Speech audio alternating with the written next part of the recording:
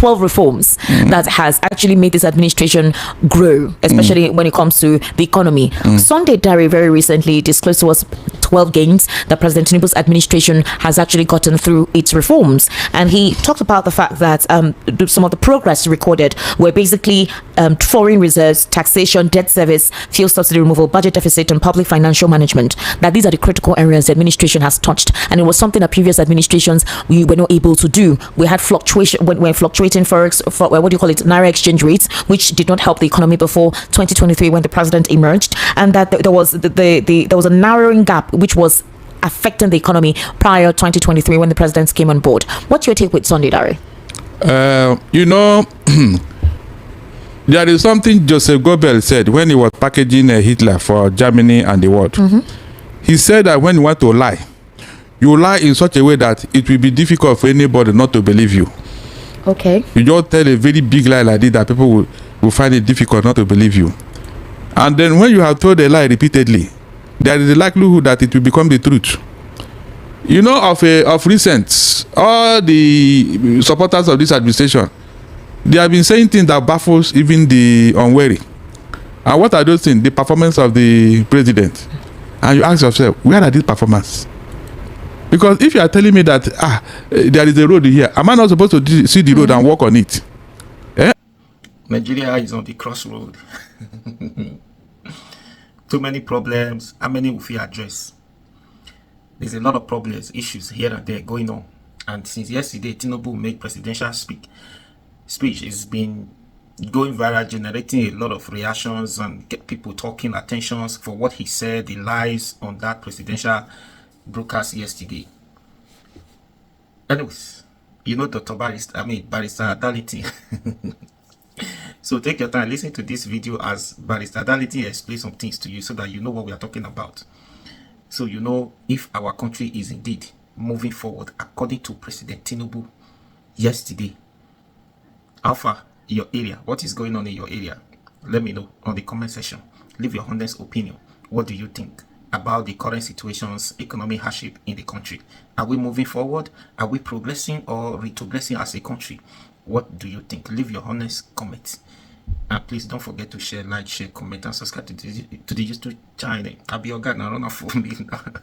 All right, now let's go watch. Am I not supposed to? So when you are saying all these things that you are packaging, I don't know whom they want to impress. Because already Nigerians are wiser. Check out the reaction of people whenever they throw up these lies. They will just be turning off their nose and say they have started. It's an embarrassment of the highest order when a leader of a country will be talking and people will be snobbing and sighing and be saying all sorts of things that they have started their lives again.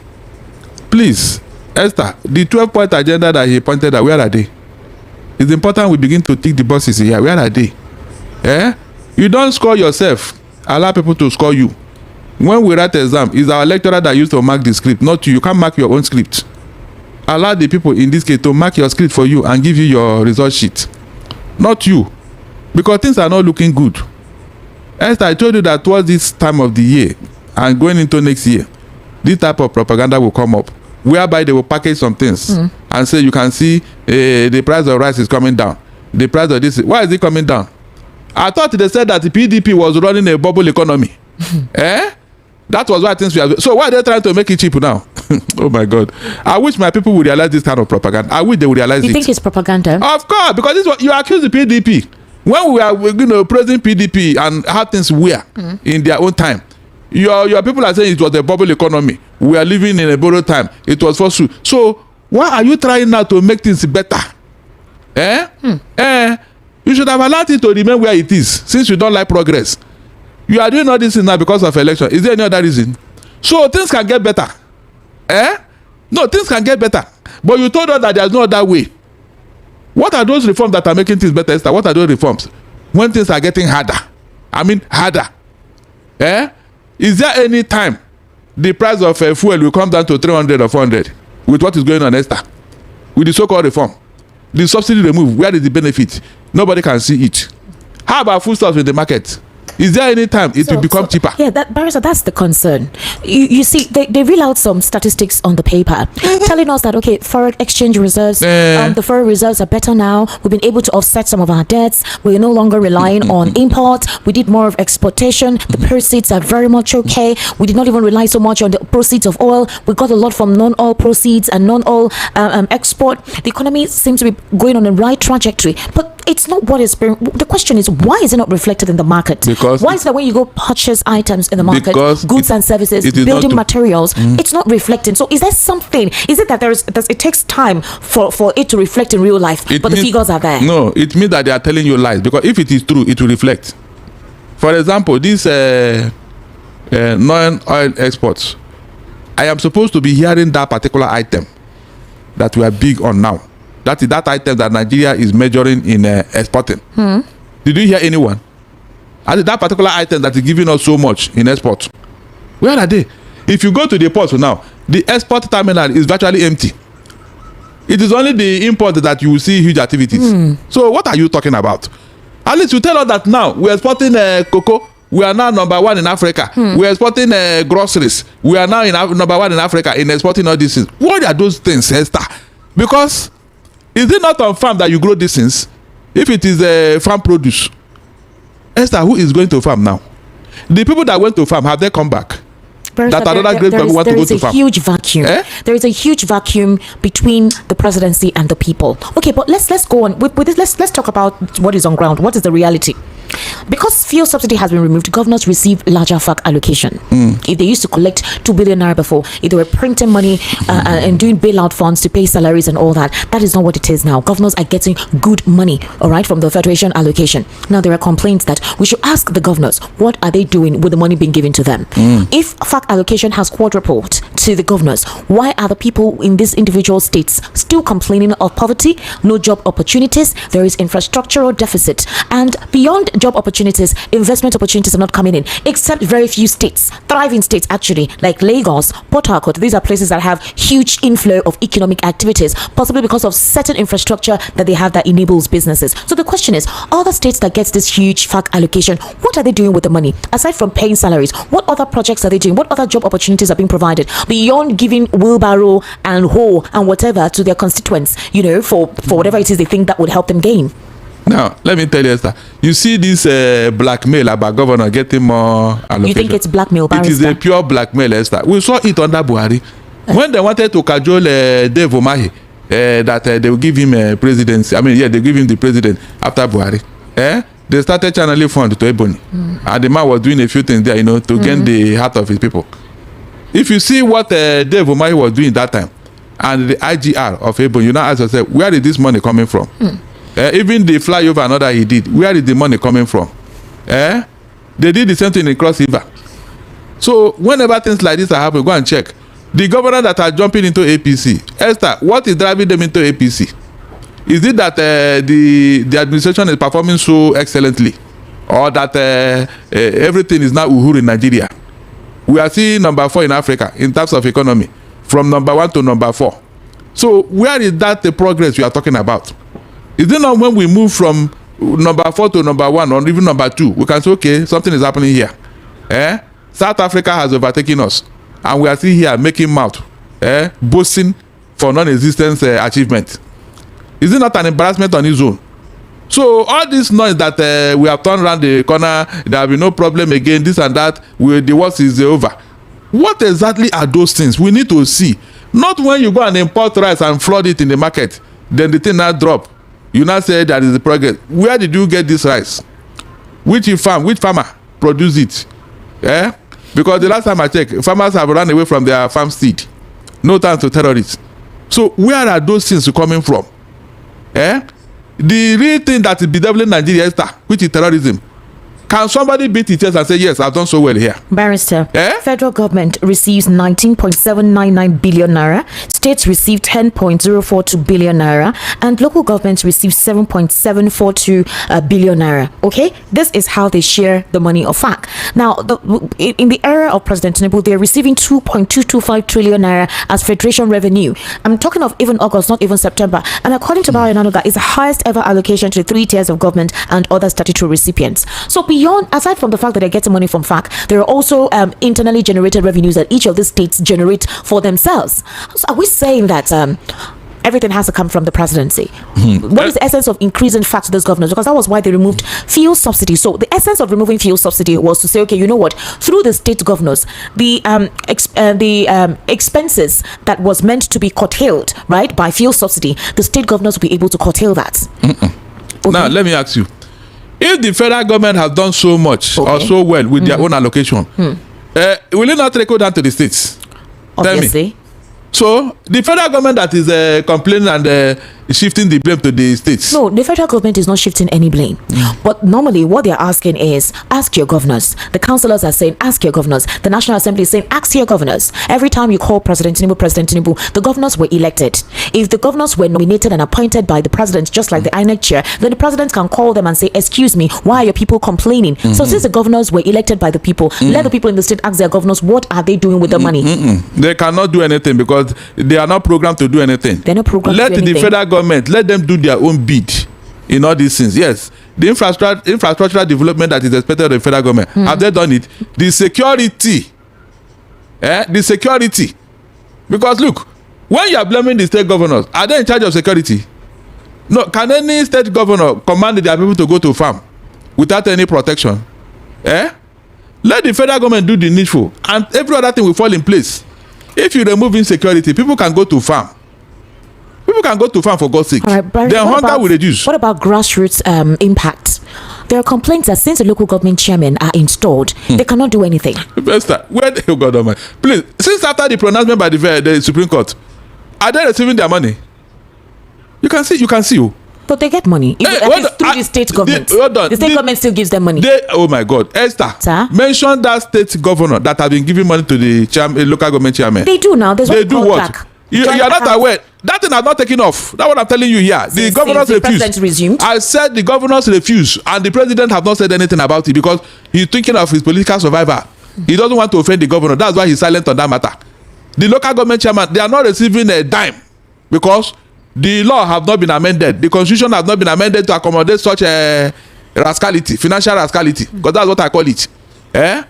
The law is still there that there shall be a local government, a state and local government joint account. Unless you separate it, whatever you are saying is null and void. It can never fly. So are you saying after this concluded local government elections that since the governors at the Supreme Court gave the judgment and the judgment they gave has not been enforced, are you saying that the allocation given to the state governors, they're not giving anything to the local government? I said they are not. I don't want to believe that too. Oh my God. I still think the governors still give them what they want to give them. The only problem is that some of the governors in the states are governors that are appointed by the state governor, and there are complaints that if somebody was not put in there or elected there, or someone was appointed there, the person is not there to work. The person is there to eat the largesse, to share money. But are you aware that this particular matter you are talking about is in court? The governors went to court. Are you aware? No, are you aware? The governors went to court. Yes, you can't tell me that up till now the local government are not getting anything. They are not getting anything. Okay, let us look at Lagos State too. Ali, charity begins at home. Is the local government chairman in Lagos State, are they receiving any money from anybody? Answer that question. Where you at least to show example, are they receiving any money from any governor? So if you're saying now that since the Supreme Court judgment and since the governors went to court, all the money being given to the state governors, which usually used to include that of the local government, that means local government development activity has not been taking place. Did you see any? What they do is they just give them a salary. They just give them salary advance and then that's it. So the concluded local government elections, the local government chairmen are just there reporting to the office. They're not doing anything because no money is being given to them. In fact, before they even started all this Supreme Court judgment, I told you here, did I not? Esther, did I not tell that this thing will not fly? Except the constitution is amended, forget it. No governor will want to throw away his right, especially when it comes to money. No, yes. And ask yourself, why is it that the federal government have not enforced it? That look, any governor that did not give the local government the allocation, they will deduct it from their state allocation. That's the only way to, but they can't dare, they won't dare. The federal government cannot try it to tamper with the state funds. because they are having issue with the local government. In a federation, such a thing is an aberration. The local government authority is like an appendage of the state.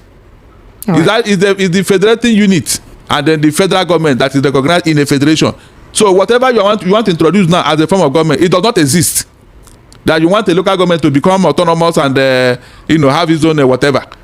Those things can never work. If money is not going to the local government, how is development meant to be felt at the grassroots? Who told you Who will that? Take care of the needs of those at the grassroots. Is that not the essence of local government? Local government are meant to be the ones responsible for ensuring that their communities are clean, provide safety. Some of the roads in the community are well taken care of. You have medical centers, small-scale medical centers, institutes there, even educational centers. With some of these little things that provides immediate succor to the people. So if that matter is still in court, money is being stored, it's only salaries paid, why won't the people be complaining that they're not feeling any effect from the administration of President Bola Tinubu? Who told you that they recognize the people at the grassroots? Who told you? They are only needed during campaign and during election. That's all. After that, they forget them. And that is very And they will not tell you that they have spent 300 and something billion naira trying to cushion the effect of hardship to the vulnerable, to the poor, to the poorest of the poor. And you ask yourself, where are they? Esther, where are they? I told you here that the poorest of the poor are in the hinterland, where there is no right, no light, no road, no communication, no POS, no banking facility. So how did they get their own share of the money? How did they get it? You see, when people are lying, they don't know that some of us are going to interrogate those lies. All right, Barrister Darlington, let's look at Rivers. Justice James Omotosho of the Federal High Court in Abuja dismissed a suit instituted against President Bola Tinubu challenging the March 18 proclamation of state of emergency in Rivers State. Barrister, 6 months after Fulbara's suspension, that's when the court decided to look into this matter. Obviously, a particular group of persons were the ones that dragged the president to court, and it was led by Belema Briggs. Their court concerned Rivers indigents. They dragged Tinubu and 3 others to court over the, according to them, illegal state of emergency declared in Rivers, or the illegal suspension imposed on Fulbara, the governor of Rivers State. But for the past 6 months, the court did not look into it. And so when Fulbara has resumed from the suspension, that's when the court decided to throw the suit away. What does this mean? Even the president recognized that there are 40 cases against that state of emergency. Remember? No, the president said that he wasn't even aware that they were charging, they were challenging him, that there were 40 court cases against it, that he wasn't even aware. Good. Can you imagine? Is that possible? He said he wasn't aware. You can but that's the beauty of democracy. You can imagine. He's not aware. Can you imagine?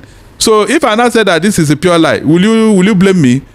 How can you have such number of court cases and your attorney general and your aide did not inform you? You are not aware. Okay, why did they now wait until the state of emergency was over before they now begin to talk about it? And then, of course, I told you here that at the end of the day, they will tell you that events have overtaken that case.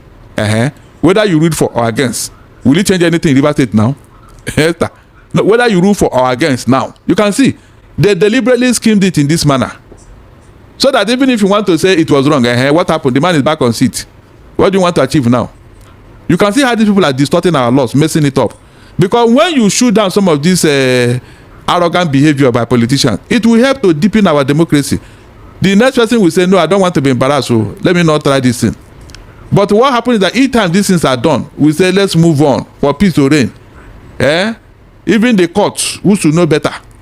Because it is said that the court is the last hope of the common man. Meanwhile, it is now the forte of the strong. The strong and politicians, that is now where they go and they demonstrate their power. Meanwhile, the court have all the power to deal with anybody. But the courts in Nigeria, as of today, they are doing what I cannot understand. How can you tell me that such an important matter that you should be treated with a speed? You left it until everything is over. Even the other 39 and 38 cases now, of course, nobody will talk about them again. They will just be struck out. Because he has resumed. Of course. And that was the... Quite unfortunate. Barrister, it's quite unfortunate. That was the... Barrister, the Office of the Sergeant at Arms at the National Assembly Complex in Abuja has notified lawmakers of reinforced security measures around the Senate chamber, the gangway, and the corridor. There was an internal memo, which was dated October 2nd, addressed to Chairman, Senate Services, and signed by Brigadier General Etido Ekpo. The long corridor passing the front of the Senate President's office from the White House lobby would be restricted to the senators and members of the House of Representatives. Now, this is what happened. All aides or personal assistants would not be allowed into the said corridor. It's requesting that the lawmakers should disseminate the information to their aides and personal assistants. Now, Senator Natasha Akpoti-Uduaghan, who represents Kogi Central, launched a scathing attack on Senate President Godswill Akpabio, accusing him of running the National Assembly like a dictatorship and treating her as though she were his domestic staff. So, while this was a statement she made while she was addressing journalists, she has returned to her office in room 205 of the Senate wing after security personnel and the Sergeant-at-Arms formally unsealed it, then said her ordeal was a test of resilience against injustice. So the question is, what kind of blockade is that? What conversations do they want to have? So some of the aides to the senators will not be allowed access. Is this prior to the fact that Natasha is resuming? You know, one thing is very clear. You are going to see more of these things. So why? You know, when a man has misbehaved to the extent that he no longer understands the importance of the office he occupies, when a man has abused his office and have behaved in an inordinate manner, you see this type of laws. Because of what? Fear of the unknown. Esther, fear of the unknown. You know, paranoia will come in. You know, when you begin to be afraid of your own shadow, if somebody passes, you say, hey. Because you know that you have already messed up. So you are afraid of people. You are afraid of even your friends. You begin to avoid certain things. Meanwhile, you're supposed to be free. You're supposed to be free with people. Is there something security-wise that we do not know? There is nothing except that it is fear of the unknown. What kind of unknown? With the kind of security that is in the National Assembly? Look, I said it is fear of the unknown. They are becoming paranoid. I'm not joking. That is just how to explain it. Paranoid. Why do you think? Look, all of the aides of the senators and lawmakers will do something to them. All of a sudden, they now do June 12 broadcast inside the National Assembly. All of a sudden, National Independence Day celebration is now low key and in a secluded environment. All of a sudden, certain political office holders, you don't see them in the public again. They make statement from one undisclosed location and then send the tape to us and we listen to it. Esther, what does that tell you? It tells you that people are now beginning to give us a sign of things to come. I'm not joking. With time, as we go into this election and all that, you know this man in North Korea. I don't even know how they. What did they pronounce that man's name?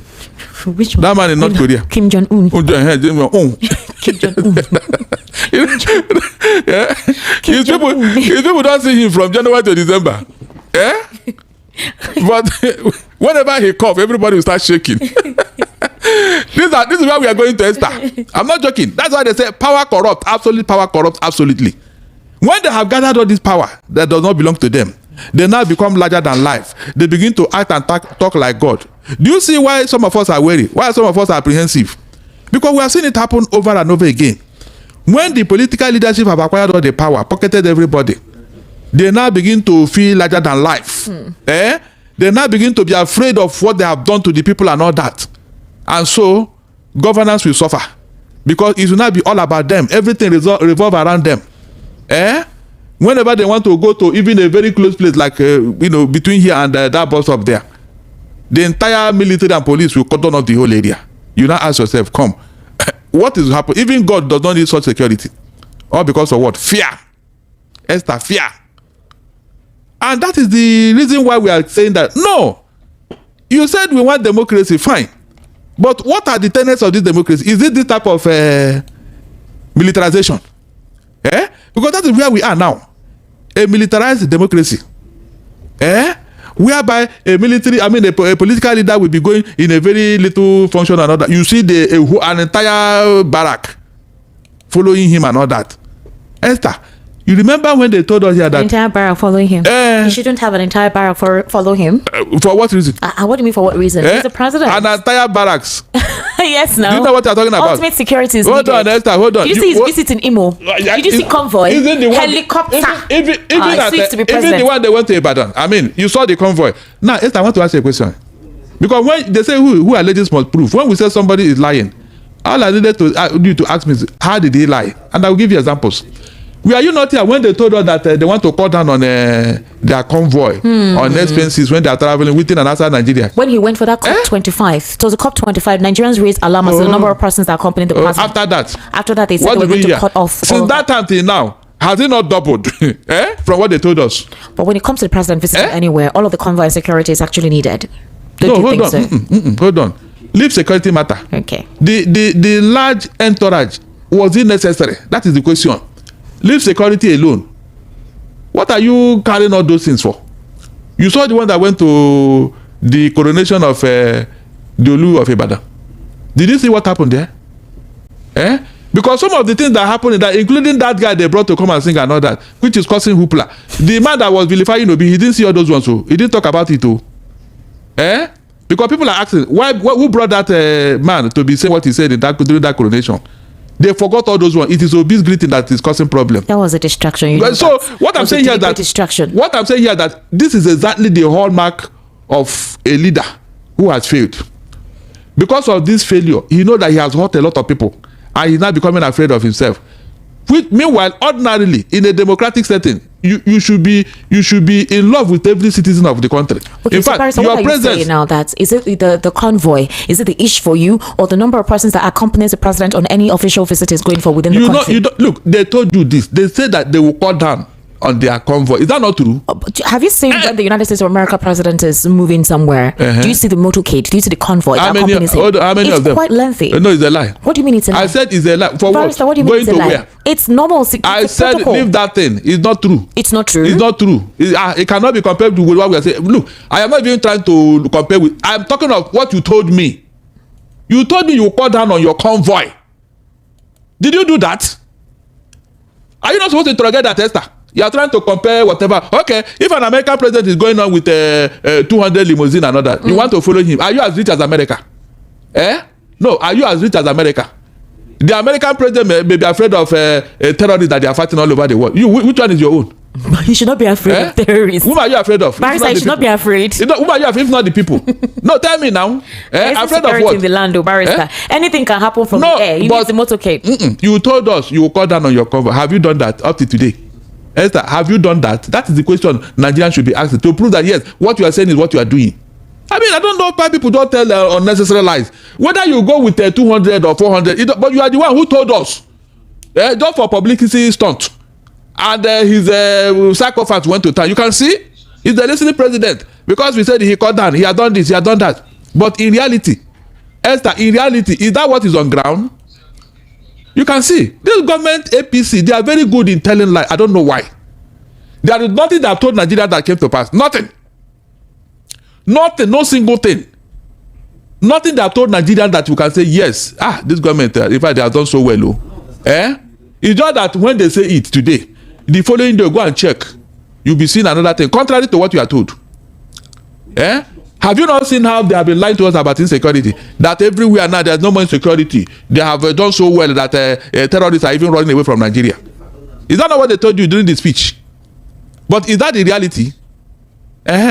Okay. That the roads they have done all the roads. They are doing all this, they are doing all this. I actually want Nigerians to actually call in on time today. So I don't want us to delve so much on one part of 23, but that the president is not living up to the expectation and promises that he gave to them. So they want to make sure he's cleared out. Do you think because he has changed his allegiance, he's no longer with the camp of the president or in the APC, that immunity, he doesn't have it anymore? And this is a political witch hunt. What would you say to this? Look, Elisha Abu is his own enemy. Okay. Seriously. Because I don't know why he's always involved in this type of scandal. Maybe his own libido is extra large. Then he should go and marry more women. I mean, I learned that in that part of the country they used to catch them young. So, and I'm sure there are a number of parents who would want to give out their children for, a bride for him. What do you mean that part of the country they used to catch them young? Of course, they marry. She's not an intended. He didn't propose to her. She's not a I am not telling you. Betrothed. I am suggesting something to him. That if the one at home is not enough and he needed more wife, he can afford it. He can afford it to avoid all this unnecessary scandal. And as far as the northern region is concerned and their religion and all that, you're marrying younger children is allowed. So it will not be a crime if he married them.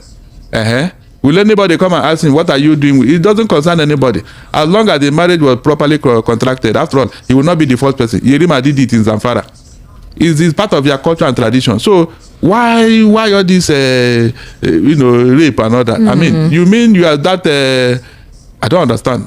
Rape a senator. You can afford to date any girl you want. Your protocol officer, what are they doing? If you are feeling ashamed of going to the street to look for girls, there are 1,001 person who could arrange it for you now. What are they doing? No, all those aides, what do you think they do? You have started So the protocol officer. What do you think protocol officers do? So the job of the aide protocol is officer. to arrange such entertainment. Of course. Of course. What are they there for? So you don't need all this, that's what I'm saying. Let him come and tell other people are after him. He's after himself. He's the one pursuing himself. He's on call for. He should go and check himself, because I don't understand. Every time you and women and all that. These are things you can afford at the snap of a finger. And as long as it's consensual, you agreed. Will there be any scandal? No, tell me, if you are dating a matured lady, will anybody come and ask you, why are you dating this lady? No, tell me, will the lady even talk? As long as there is no rape and two of you agreed, what is the problem here? The man should be very careful, seriously. It's not good for his image. In fact, he's very lucky that I have a very quiet and peaceful women. They should have come after him and said, so we are not enough for you. But Allah is have more than one wife. So what is all this not about? I don't know. Maybe some fetish, whatever. You should be very careful. That's what I'm saying. You should be, because it's not every parent. And to make it worse, according to reports that he was giving the parents of this girl money to silence them. So you've made yourself culpable, and that you've actually verified and validated a claim about what you were up to. Ladies and gentlemen, we'll take a very short break. The major thing here is Tinubu said on the day of, or many times, he said, let's patronize made in Nigeria goods. Let's patronize them so that we can boost our economy. But here, today, Tinubu is far from it, far from reality. Common headache, Iran to France. Common this, Iran to France. Now we are not producing. No. Now the little one that we are producing, the insecurity do not allow people to produce again. Some farmers, the insecurity do not allow them to go to their farm again. How many farmers still go to their farm in your area? So it's, in fact, when I listen to people speak, try to justify Tinubu, it annoys me that people knows the truth, but they just continue to say what comes to their mind, what they feel like saying to Nigerians. Some gullible Nigerians buying their ideas, saying that this is it, this is that. Rubbish. Anyways, there's not even thing to say on this video. You listened, you heard. So what do you think? Please leave your comments on that comment section. And as you share the video, like, share, comment, and subscribe to this YouTube channel. Be your guy, run for me now.